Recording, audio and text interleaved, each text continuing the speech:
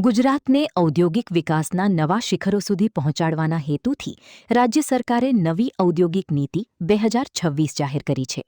મુખ્યમંત્રી અને નાયબ મુખ્યમંત્રીની ઉપસ્થિતિમાં આ મહત્વાકાંક્ષી નીતિનું અનાવરણ કરવામાં આવ્યું. નવી નીતિમાં ઉત્પાદન ક્ષેત્ર, સ્ટાર્ટઅપ્સ, રોકાણ અને રોજગારી સર્જન પર વિશેષ ભાર મૂકવામાં આવ્યો છે. ગુજરાત સરકારે રાજ્યના ઔદ્યોગિક વિકાસની નવી દિશા આપવા માટે ઔદ્યોગિક નીતિ 2026 જાહેર કરી છે. મુખ્યમંત્રીના નેતૃત્વમાં તૈયાર કરાયેલી આ નીતિનું અનાવરણ મુખ્યમંત્રી અને નાયબ મુખ્યમંત્રીની ઉપસ્થિતિમાં કરવામાં આવ્યું હતું. નવી નીતિનો મુખ્ય ઉદ્દેશ રાજ્યમાં વધુ રોકાણ આકર્ષવાનો, મેન્યુફેક્ચરિંગ ક્ષેત્રને પ્રોત્સાહન આપવાનો તેમજ યુવાનો માટે રોજગારીની નવી તકો ઊભી કરવાનો છે. સાથે જ સ્ટાર્ટઅપ ઇકોસિસ્ટમને વધુ મજબૂત બનાવવા માટે પણ વિશેષ જોગવાઈઓ કરવામાં આવી છે. સરકારે જણાવ્યું છે કે આ નીતિ દ્વારા નાના, મધ્યમ અને મોટા ઉદ્યોગોને પ્રોત્સાહન મળશે. ઉપરાંત ટેકનોલોજી આધારિત ઉદ્યોગો, ગ્રીન એનર્જી, સેમિકન્ડક્ટર, ઇલેક્ટ્રોનિક્સ અને અદ્યતન ઉત્પાદન ક્ષેત્રમાં રોકાણ વધારવા માટે પણ પ્રોત્સાહક પગલાં લેવામાં આવશે. રાજ્ય સરકારના જણાવ્યા અનુસાર નવી ઔદ્યોગિક નીતિ ગુજરાતને દેશના અગ્રણી ઔદ્યોગિક રાજ્ય તરીકે વધુ મજબૂત બનાવશે અને લાખો યુવાનો માટે રોજગારીની નવી તકોનું સર્જન કરશે. પરંતુ સંતુલિત પ્રાદેશિક વિકાસ પર વિશેષ ભાર મૂકવામાં આવ્યો છે.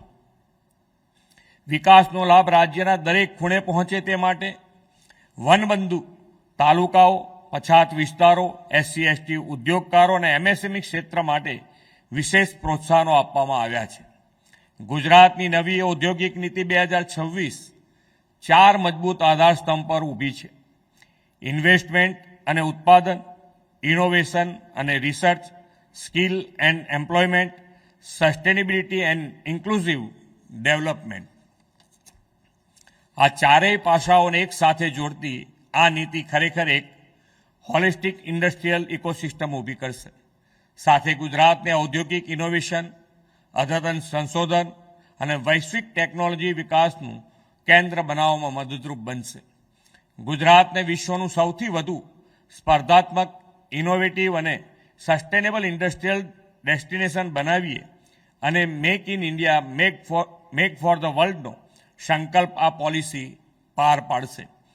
વેલ્યુ એડિશન, એડવાન્સ મેન્યુફેક્ચરિંગ અને ગ્લોબલ વેલ્યુ ચેઇનના સંકલન પર ફોકસ કરીને ગુજરાત વૈશ્વિક સ્તરે સ્પર્ધાત્મક, ઇનોવેશન ડ્રીવન અને સસ્ટેનેબલ ઇન્ડસ્ટ્રીયલ પાવરહાઉસ તરીકે પ્રસ્થાપિત થશે. આ લક્ષ્યથી વિકસિત ગુજરાતથી વિકસિત ભારત 2047 બનાવવામાં વેપાર ઉદ્યોગ જગતનો પણ હંમેશા સહયોગ મળતો રહેશે